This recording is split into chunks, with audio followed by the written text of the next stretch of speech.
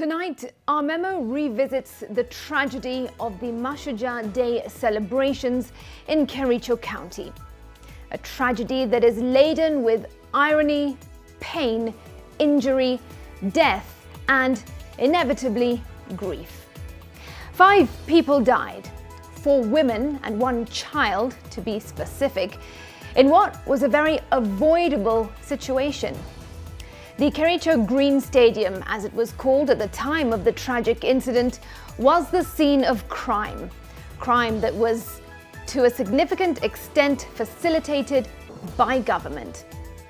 The stampede that occurred in the wee hours of the morning on the day that Kenya celebrates her heroes. These were everyday heroes who went to be part of what was sold to be a historic event. But the tide of history changed morbidly. The blood of these 5 people is screaming for justice, justice that could be well served through the decorum of proper communication. People taking responsibility and action being taken against them.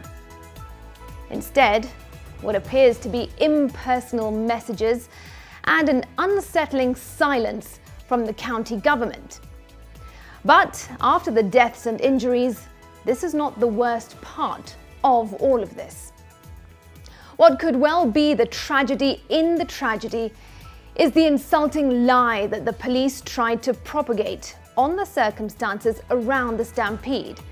That, get this, a lady who was selling tea outside the stadium accidentally spilled hot tea in the fire near Gate C along the public road, and as a result, members of the public panicked and mistook it to be tear gas thrown at them, and hence a melee ensued. Well, this explanation had so many holes in it that it could hardly carry an inkling of credibility. But it managed to tightly hold an insult to the faces of the dead, the injured, the bereaved, and the country at large.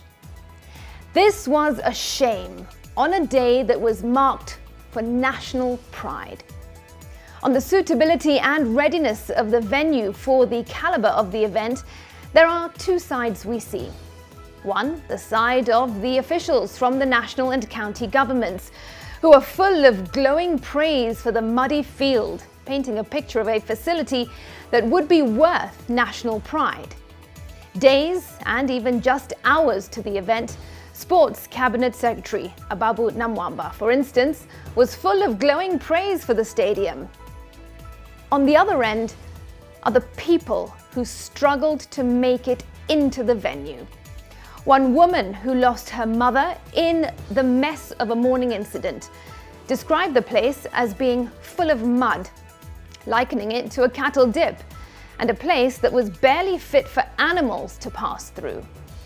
Even for those who saw the place, and even more, those who were there, it was treatment that was anything but a befitting of a place that was set for a presidential event.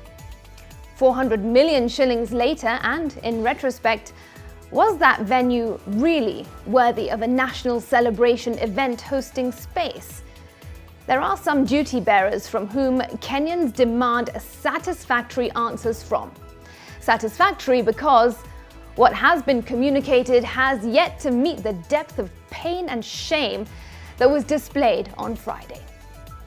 At the least, the Cabinet Secretary for Sports, Ababu Namwamba, Interior Principal Secretary Raymond Omolo, who chairs the National Celebrations Committee, and the County Governor of Kericho, Eric Mutai.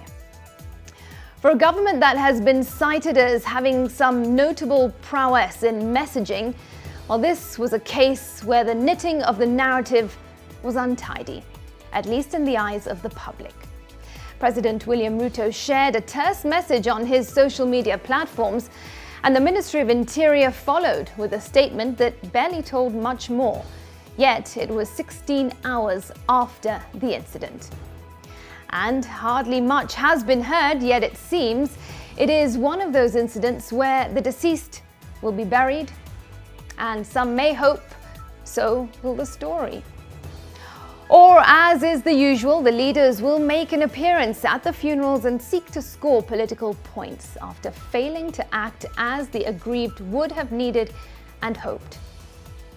We are keeping our eyes on the ball for the sake of humanity and dignity. That is the memo.